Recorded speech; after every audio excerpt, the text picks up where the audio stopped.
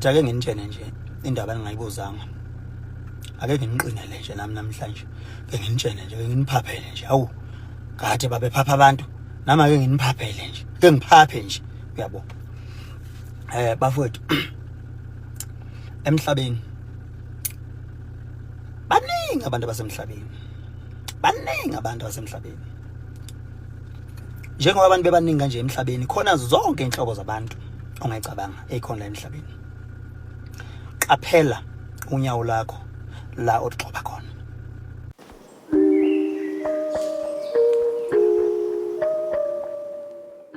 Hello everyone, hope usuku lakho luhamba kahle. So kune voice note ke etrendayo all over social media yomlisa uthi uKhuzani uyena owabulala uSiqiniseko. Bayamthungatha ke abalandeli baKhuzani. Bamfuna la lomlisa ngazothi usebenzise ne-app yokuyishintsha izwi ukuze angabonakala ukuthi ungubani. But abapheli moya ke bafuna ukumthola ukuthi uyoba. Sambe siyoyilalela lo voice note. Ngingakudlili isikhathi sakho esishone khona. Yebo mfowethu kaMpungose. Nguwena umuntu wathumela uSiqiniseko ngabantu ukuthi bakuthathele ifoni. Inhloso yakho ukumbulala uSiqiniseko ngaleso sikhathi leso. Washo ukuthi uSiqiniseko ke washeshwa i-report lento le wayiveza even ku Facebook. Then wangakwazi ukumbulala cause bokuzoba kusobala bokuzocaca ukuthi uwena straight. Le ngame boyithumele kuyena wasuyitshela ukuthi ayithathe ifoni, azimshaya ithathe ifoni. Then wena futhi uzuyibona ukuthi uyakhelesa izinto zakho awuzenzi ngenhlakanipho. Uyahamba ku Facebook wakho uyobhala izincomo ukuthi usuyithathile ifoni ngesiqiniseko.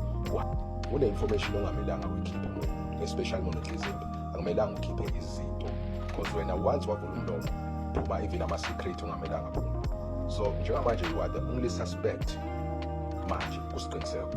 Ekudluleni kwesiqiniseko you are the only suspect. Nguwena umuntu ohlezi ukhala ngosiqiniseko la. Ukhuluma ukuthi igama lakho uyangcolisa. Kodwa nje uyakhohlwa ke futhi ukuthi nguwena umuntu ohlezi ungcolisa igama likaMthandeni because uSiqiniseko umlandeli kaMthandeni. Wena nabalandeli bakho nezindumo zakho benihlala ku Facebook ukhokhele ojobe babhala amaphepha bhale ngomthandeni kolanga nenza zonke izinto. Umthandeni akakaza zakhali. Wena yini ukukhala ukuthi hayi umlandeli kaMthandeni wenza ukuthi kodwa wena abalandeli bakho bayakwenza umthandeni. Umthandeni akakhali.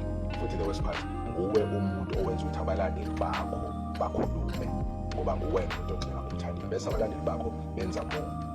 Yena abalandeli abamthandeni ngeke bahlale bangagxili ngowenza lokho. Bukade nemhlanga bukade lengcolisa negama lakhe kodwa akaze wakhala umthandeni. Akaze wakhuluma ukuthi bangehlisa isithunzi igama lami umsebenzi wami uyancishiswa kwasho wacima ngidliwa amandla. Akaze wakwesha lokho. Akaze wakhala umthandeni. Wena-ke kodwa uyakwazi uzonyiswa nje kusiqiniseko. There's only one thing wena ongayifuni futhi ngiyayazi ile yokuthi isithunzi sakho ufuna njalo ubukeke uthandwa, ubukeke ungagxekwa kodwa wena uyakwenza lokho. Uyamgxeka umthandeni bese ulindele ukuthi abalandeli bakhe bangagxeki. Wena-ke sengikhuluma ngawe angisho abalandeli bakho. Uyamgxeka umthandeni then abalandeli bakho vele bazoba worse because babona kuwena bafunda kuwena. Wena uyamgxeka umthandeni kodwa you are expecting abalandeli bakhe bangagxeki wena.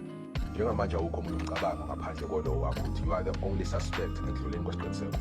Ngoba wakwazi ukumthengela inkaba ukuthi sihambe ezothatha ifoni and inhloso yakho ayimsho ukuthi inhloso yakho ukumbulala lapho.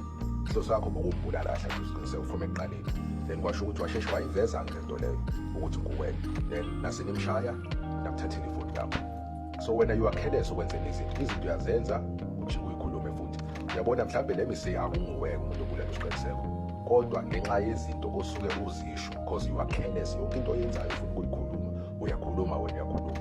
Yabona njengamanje uma kuthiwa yafika amaphoyisa kuwena a-check i-social media yakho abheke ukuthi vele lana wabathumela abantu nakho la yena futhi uyakhuluma yena umnikazi wepage uyakhuluma la ukuthi nathi ifoni yesiqiniseko la kuthumela abantu bamthola bamshaya bamthathela ifoni. Zonke izinto uyibhalile kuma-social media kuzoyibona ukuthi inhlakanipho iqhelelene kude nawe. Yabona-ke njengamanje you are the only suspect. Akekho there's no second, there's no first. You are the only suspect ekudluleni kwesiqiniseko. Okay everyone, bekuyiyona ke i-voice note yakhe ke lo muntu loyo okade ekhuluma ngoKhuzani lo abasamfuna abasambheka. Ngakhohlwa nawe ukuthi ubhale umbono wakho ngalolu daba lakhe kusiqiniseko benoKhuzani ukuthi wena ngabe uyayikholwa le ndaba leyo ukuthi uKhuzani ngempela noma nje ayikho yonke leyo nto kuyiqondanele. anyways-ke siba lapho-ke ividiyo namhlanje sibeka unqi. I really hope ukuthi u-enjoyile i-video. If u-enjoyile ngiyacela ukuthi usmash lo like button, uphinde usmash nalo subscribe button, and mina-ke I'll see you in the next video. Bye.